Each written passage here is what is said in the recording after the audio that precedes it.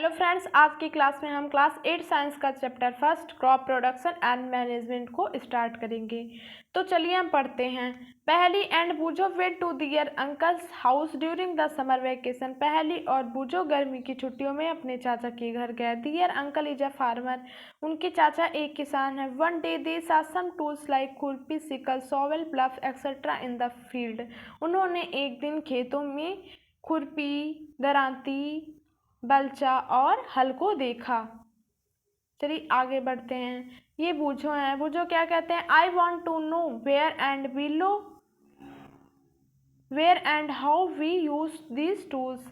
मैं जानना चाहता हूँ कि इन टूल्स का यूज हम कहाँ और कैसे करते हैं। You have learned that all living organism require food.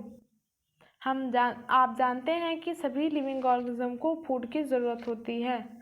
Plant can make their food themselves. Plants अपना फूड खुद बनाते हैं। Can you recall how green plant synthesise their own food. क्या आपको याद है कि ग्रीन प्लांट्स अपने भोजन को कैसे बनाते हैं?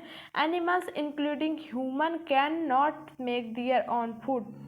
ह्यूमंस और एनिमल्स जो होते हैं वे अपना फूड नहीं बनाते। So where do animals get their food from. तो ये एनिमल्स अपने फूड को कहाँ से प्राप्त करते हैं? तो चलिए हम आगे बढ़ते हैं। But first of all why do we have to eat food. हम भोजन को ग्रहण क्यों करते हैं? हम भोजन को ग्रहण क्यों करते हैं, खाते क्यों हैं? You already know that energy from food is utilised by organism for carrying out their various body functions such as digestion, respiration and excretion. आप जानते हैं कि लिविंग ऑर्गेनिज्म जो होते हैं वो फूड को खाते हैं और उससे एनर्जी मिलती है। उस एनर्जी का यूज करके अपने बॉडी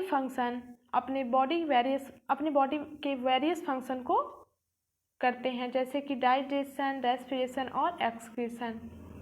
भोजन को पचाना, सांस लेना और वेस्ट मटेरियल को एक्सक्रीट करना। We get our food from plants और एनिमल और बोथ।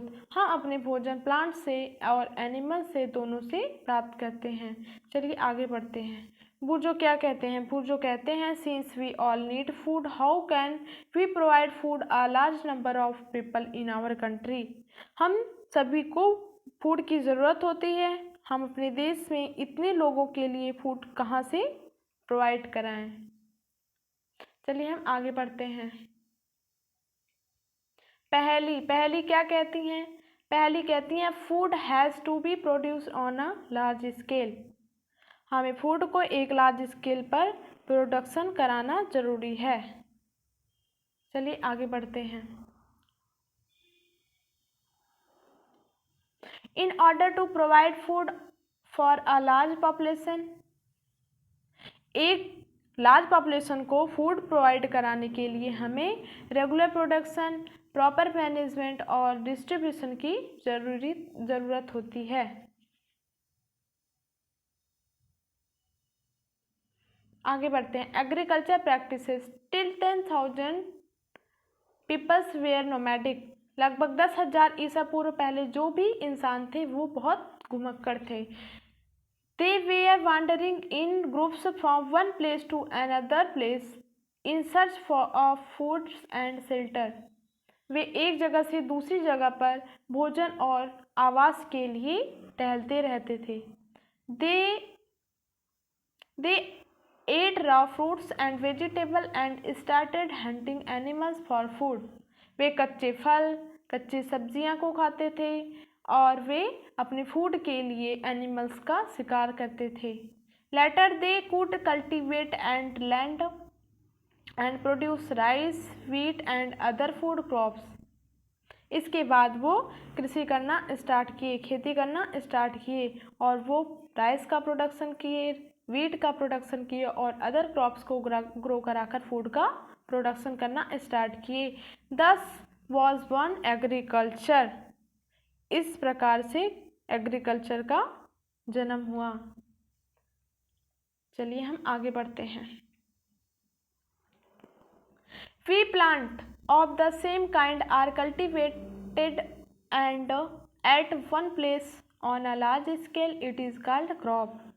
जब एक ही टाइप के प्लांट्स को किसी एक ही स्थान पर, एक ही जगह पर लार्ज स्केल में ग्रो कराए जाते हैं तो हम उसको क्रॉप कहते हैं।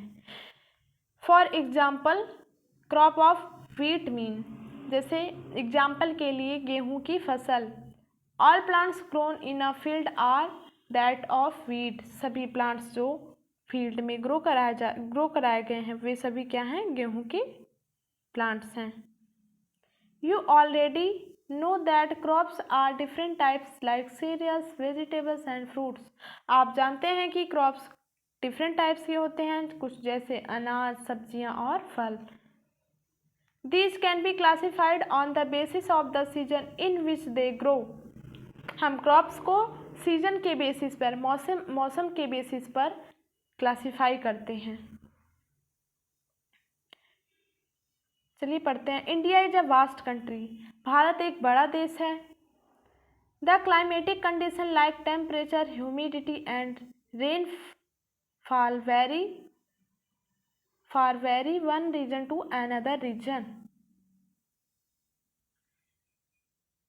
यहाँ पर टेम्परेचर, रेनफॉल, ह्यूमिडिटी एक जगह से दूसरी जगह जाने पर सीजन जो है अलग अलग होता है, वेरी करता है। Accordingly there is a rich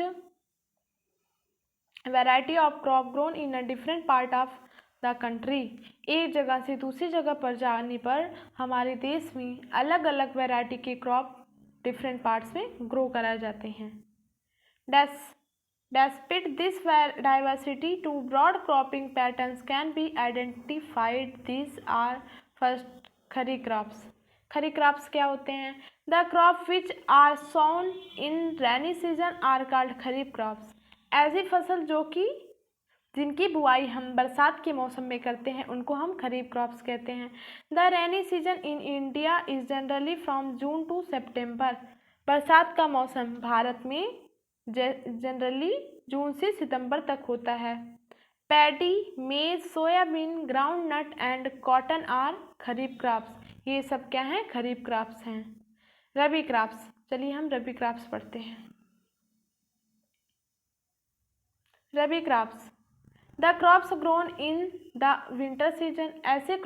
ऐसी फसलें जिनको हम सर्दियों के मौसम में ग्रो कराते हैं, जैसे अक्टूबर से मार्च तक, ये ऐसी फसलों को हम रबी क्रॉप्स कहते हैं।